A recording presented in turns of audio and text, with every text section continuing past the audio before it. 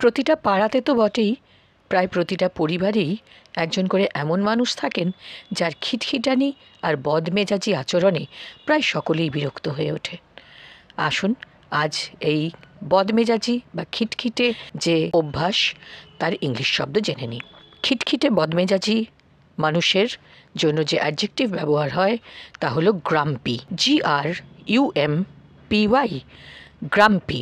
The old man was so grumpy that he was unpopular among all. বৃদ্ধ মানুষটি এতই বদমেজাজি এবং খিটখিটে ছিলেন যে তিনি সকলের কাছে অজনপ্রিয় ছিলেন। তবে একটা কথা বলতে চাই, কাউকে খিটখিটে বা বদমেজাজি বলে দাগিয়ে দেওয়ার আগে আমাদের কিন্তু ভাবতে হবে জন্ম থেকে কেউ এমন থাকে না। সুতরাং সামাজিক বিভিন্ন কারণ, জীবনের ওঠাপড়া হয়তো এমন আঘাত আনে যে তিনি গ্রাম্পি হয়ে যান। দেখুন না, যদি ওনাদের একটু অ্যাটেনশন, একটু ইম্পর্টেন্স দিতে পারি আমরা।